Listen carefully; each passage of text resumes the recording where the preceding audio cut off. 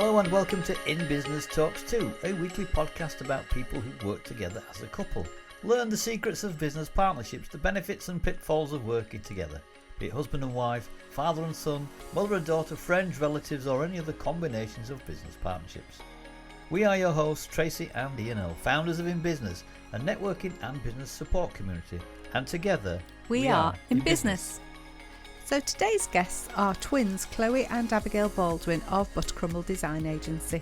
Not only do these two girls look alike, they also sound alike too. As well as speaking with other couples, we'll let you know of any useful business apps and websites out there that our members have come across and shared with us in our regular weekly online meetings.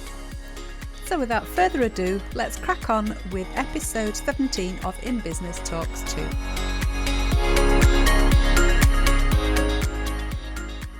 Do you want to start by telling us a little bit about your business? Yeah, absolutely. So I'm Abigail and we've got Chloe here as well, and we're twin sisters. So I know that it's a podcast, so you can't see us, but actually I think we do sound quite similar. So it might just sound like there's one of us talking. You look alike as well, by the way, to the rest of them. They do look alike. Yeah. And we founded a creative studio, and we're all about granting the power of self-expression to other small business owners, and we achieve this through graphic design, branding and illustration. And we often find that we seem to partner with a lot of family focused and community sensitive brands, which is really lovely. So you offer a full range of creative options then, do you? Is that what you do? Graphic design and other things as well? Yeah, we always, like, our training is in graphic design and communications, and really it is communicating a message visually. So if an organisation has a campaign or something they want to promote, we're here to really get that message out. Right, very good. Well, I do love your name, and it always makes me hungry when I hear the name of your company. Just tell us how you came about to name your business that, Buttercrumble. Yeah, so back when we were still at college, we kind of fell in love with illustration and sharing our work online, and we were using a social media platform called DeviantArt. And because we both love sweet things, our usernames were Butterscones and Apple Crumble. And then as things grew and evolved, we decided to join forces.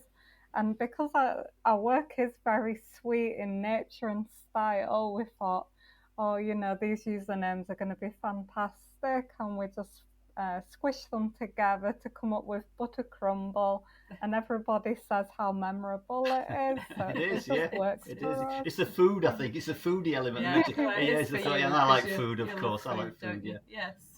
So how did you come then to, what was the decision to work together? What was it that sort of made you decide, come on, let's get together and do our own business here? Yeah, it's been a very organic process, and I think, like, as children, we always loved kind of drawing together and making things together. So I think we've always had in our minds how much it would be lovely to be able to kind of go on and do that as a career. And so that's like what Chloe mentioned about, we did start sharing our work online under different usernames, but we kind of figured, because our design is so similar in style, we thought, well, two heads are better than one. And we know each other so well, like you couldn't really know anyone. It's as though you were twins. Yeah. We thought, well, there's no point competing with one another. Let's join up. And then we went to university and things. We did study together, so we are nearly joined at the hip. And then after university, we did work in industry separately for a while, just whilst we kind of gained experience and saved our money up. And eventually we came to the point where we had enough kind of freelance clients, we had enough money saved that we could set up Buttercrumble together. So I guess it kind of has been the plan for a very long time. Almost really. Not been a plan in a way, because we never really discussed it and said, "Oh, come on, shall we do this together?" It wouldn't evolve so naturally and organically, like Abigail said. We just started working together. Right, just right. happened. Yeah, fascinating. Yeah. And next, okay, how do you find working together? I know you're twins, but obviously you must have different personalities, I suspect. And how do you find? How do you work together? How do you work that? Do you have different roles in the business? What is it that you both do? I always say it's a bit of a blessing and a curse, because we get on so well, but then when a relationship is so intense, it means that, you know, when you fall out, you can really fall out with one another, but at the same time, we always make up. So I would say there isn't a certain intensity to it, but that works for us, and we trust each other. Yeah. We because both of our passion is in design and illustration and creativity as well. I do think that was a challenge at first. We're both wanting to do the same part of the business, and then over the years, we've really learned to try and start to separate some of the roles and some of the jobs within the business out more, to give us a bit of that separation, so it isn't as intense as Abigail says. Yeah. So how long have you been in business together? So I guess officially since January 2017. So we're approaching our 5th birthday, officially in business together, and it's just gone so quickly. I just can't believe like how time has flown. And we're really looking forward to getting to that 5-year point, because I think for a lot of businesses, like, things seem to stabilize, or there's like quite a pivotal moment, really, getting to that 5 years. So that'll be something we're celebrating soon. It's quite an achievement, and it sort of stands you in good stead when people think, oh yeah, they've been going 5 years, they're quite established, you know, and they look to you as more, you know, to have more authority because you've been going that length of time. And I think once you've got those 5 years under your belt, it's like, whew, right, here's to the next 5 years. You know, we've done that. We can just carry on. Do you sort of tend to find as well, when you socialise? Do you live together, by that? I mean, does that make? Are you just in separate rooms at the moment, or in separate houses, or? We did live together for a long time. It's only in the last couple of years that we've started living separately. Right. So how do you find then? How could I put this? Working together. Do you tend to talk business when you meet socially? Is that? Do you know what I mean? Are you always talking business? Does that make sense? Yeah. I mean, I always say to people, if you want to start up your own business, you've got to be fanatical. You've got to be obsessed about your business, because it's something that you need to put so much of your energy and commitment and dedication into. And because we do love it so much and we are fanatical, it does come into normal socializing as well. And to be honest, like, I know there is an importance with the work-life balance. We totally recognise that. But when we're talking about creative stuff, our inspiration sparks and all these ideas start flowing, you've just got to kind of grab that lightning bolt moment. Yes. Yeah, and I think as well, like I know some people argue that you should try and separate your work and life, but when you run a business, like the business is a part of your life, and I think it's more about how can you integrate it harmoniously. So there is the balance, but not trying to fight the fact that we are both in business together, and we actually enjoy talking about it and doing it. Um, so yeah, I guess sometimes we do have moments where we're like, okay, let's not talk about Buttercrumble now, and let's talk about X, Y, and Z. But to be honest, it doesn't take us long to Soon get drift back back. onto the. You sound like us. We're a bit Yeah, like we that, do the aren't we? same. You We're, can't help yourselves, can you? Yeah. Yeah, It's no, worse for us. because We live together as Yeah. well, don't we? yeah, So we're out I've all got the him time. Yeah. 24/7. Yeah. So, So it is like you said. It's when you do run a business, it is part of your life. Whereas if you've got a job, you can perhaps compartmentalize that a little bit easier, can't you? I don't know if you have worked for other people yeah, you said you had in it. the past. Yeah. Yeah. Yeah, because if you're working 9 to 5 at a job, you can then more often than not, depending on what your job is, switch off, go home, enjoy your evening or enjoy your weekend. When, like you say, it's part of your business, It's part of your life. it's part of your life, isn't it? Yeah, you can't get away from it. Yeah. What do your family think about you being in business together?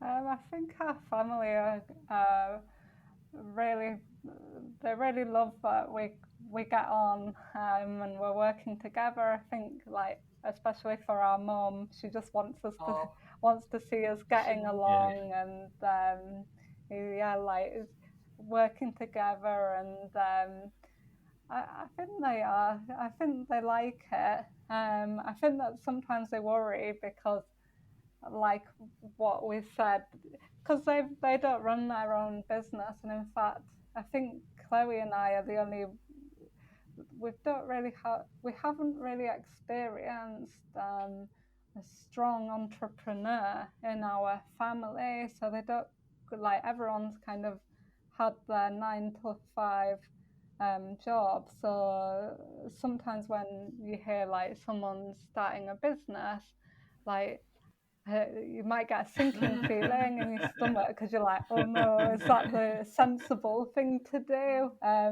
But actually, I think everyone has been really supportive, and they like the fact that we're in business together. Would you agree with that, Chloe? Yeah, we're all quite close and family orientated, so there is a sense of support there in our family. Like Abigail said, maybe there was a bit of nervousness at the start, but now they've seen what we've done, everyone's kind of waving the little Buttercrumble flag, which is nice. That's amazing. It's yeah, they must be very proud. Not just have one daughter, but 2 daughters. Yeah, no, in it's business. good. It's lovely. very good. It's lovely. So what? Okay, let's dig a bit deeper now. Don't panic; it's not going to be too bad. We'll start with the first question, I suppose.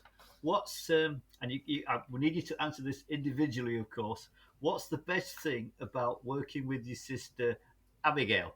You first. If you like what you hear so far, make sure you never miss a show by clicking subscribe or follow. This podcast is made possible because of listeners like you, so thank you. We really appreciate your support. Now back to the show. I would say that it's really lovely that we can celebrate each other's achievements together, and that's kind of carried on all through our lives. Like, it's not like, oh, we were only together in school and then after school we kind of went our different paths. It's really nice that we're on this same path and journey together, and it just feels, I don't know, it's nice. I think it's much nicer when you can celebrate achievements with someone that is very close Agree. to Yeah, you. it's like celebrating your successes with someone, isn't it? Yeah, appreciate. Yeah. And how about you, Chloe? Same question to you, Chloe. What do you think's good about working with your sister? I think it's such a special relationship, really. There's like nobody else in my life who has had really all of the same experiences that I've had. I mean, we do have another sibling who we're very close to, but because of the age difference, they weren't there at the first day of school, or going to uni. Step by step in our lives, Abigail's always been there next to me, and because of that, I think we've got a very sensitive understanding of each other, and that has transferred really well into business, and making the decisions or having the vision to move forwards. We're just so aligned because of all of those joint experiences in our life. We know what we're thinking, we trust each other. And we know that we're kind of moving forwards in the same direction. I was just going to ask you that question, do you know what each other is thinking? But you answered it for me. So, okay, you've done the easy bit. I'm going to do the hard bit now. I'm going to turn the question. What's the frustrations? Do you have any frustrations being sisters? What's the, maybe not the worst part, but the least likable part of what? That's the wrong thing to say. I don't really mean it. What's the? We call a spade, so we'll just. Oh right, yeah. Okay, yeah, all right. So what's the worst part then? If there is one, it doesn't sound like there are, but if there is one, what do you think? What are the biggest frustrations with each other? Does somebody do something niggly in business that the other doesn't do? What is it that? Like, staying on what I was saying about the positives, I suppose sometimes it is a double-edged sword, and because we've both got exactly the same perspective, it can be difficult to maybe think of a different angle, or to have the courage maybe to take a different approach. And sometimes it would be nice to have a different opinion or viewpoint to challenge your way of thinking. Yeah. I would say as well, I think when you are so close with someone, if you receive feedback, it can be you have to remember it's not personal, and try to not, like, if you are having a more challenging conversation, how can you make sure that it isn't personal, like to try and keep the emotion out. It's like having taking the emotion out, exactly, and thinking, well, if I was speaking to someone who wasn't my sister or my relative, would I speak to them in the same way? So it's like trying to remember that about try not to get too wrapped up in the emotional side of it.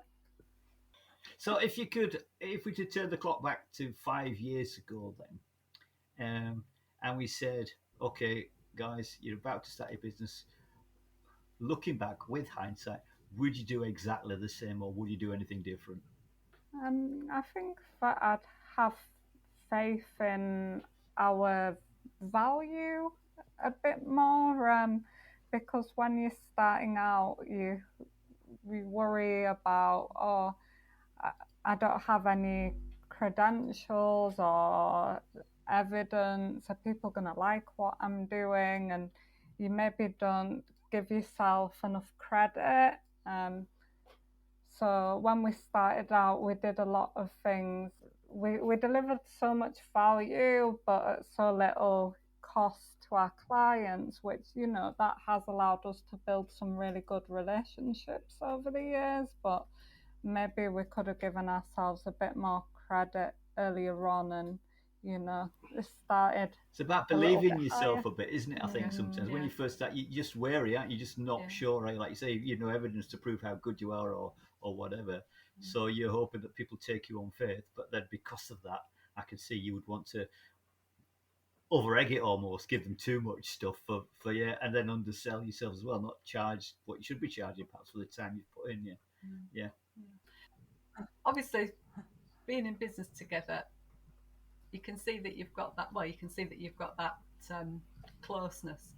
But do you think you as sisters you would still have been so close if you hadn't have been in business together?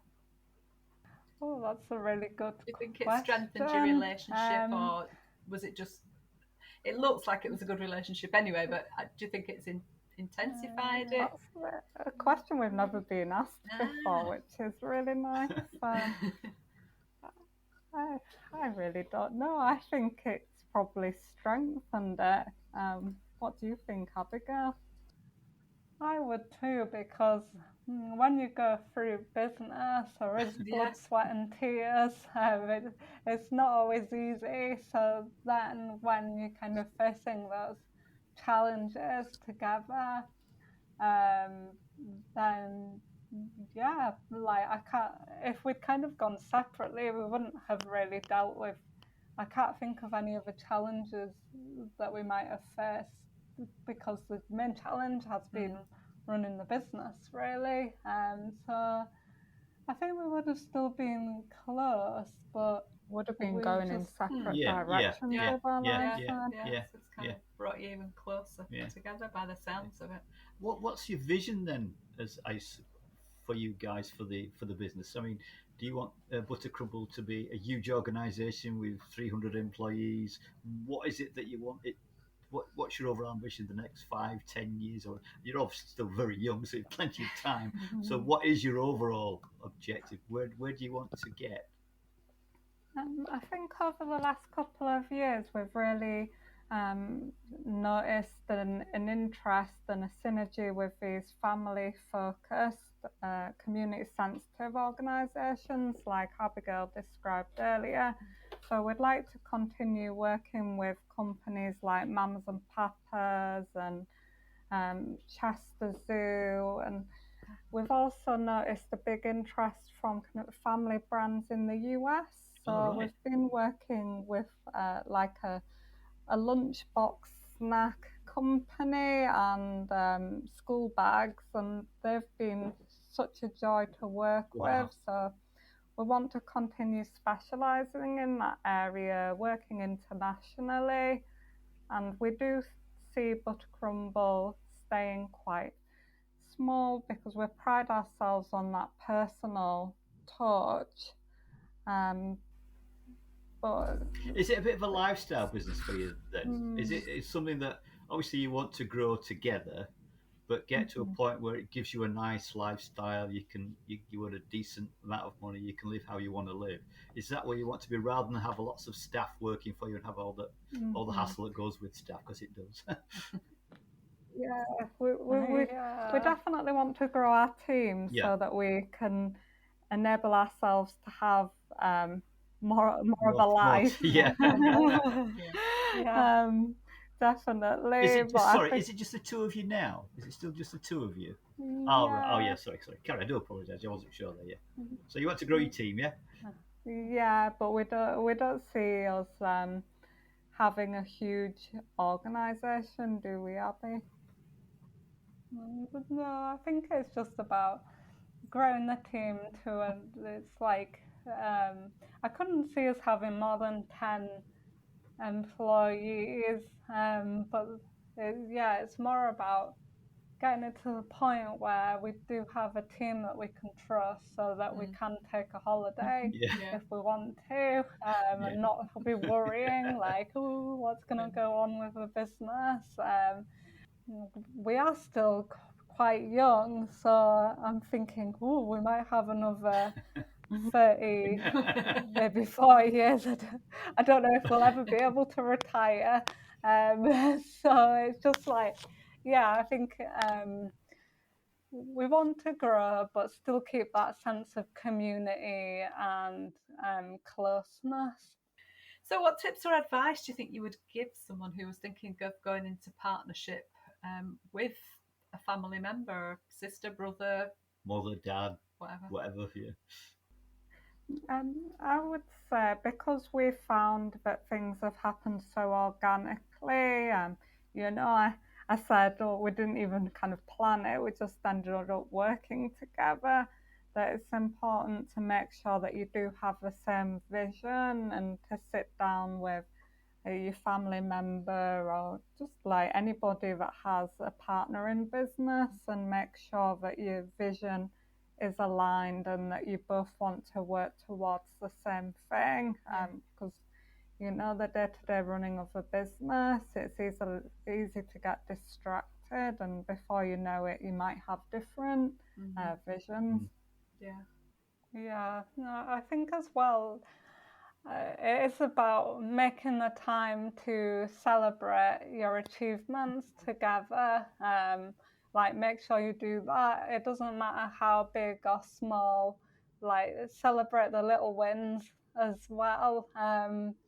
Because like what Chloe said, it's so easy to just get distracted in the day-to-day runnings of the organisation that sometimes you forget to kind of stop and smell the daisies, because you have to do that, because otherwise, why are you in business together? It'd probably be much less of a headache to just go and get a job somewhere. So really celebrate and kind of give yourself a pat on the back, and make sure that you're doing that as a family, because that is something to be celebrated. Yeah, because when you work for yourself, you haven't got a boss to say, "Oh, you're doing a really good job." So if you're in partnership, you've got to do it together. You need to pat each other on the back, don't you? Sometimes, yeah. Oh, I mean, because you've obviously got this shared vision for the business and these shared goals. You obviously have your own separate lives as well. Do you have your own goals for other things?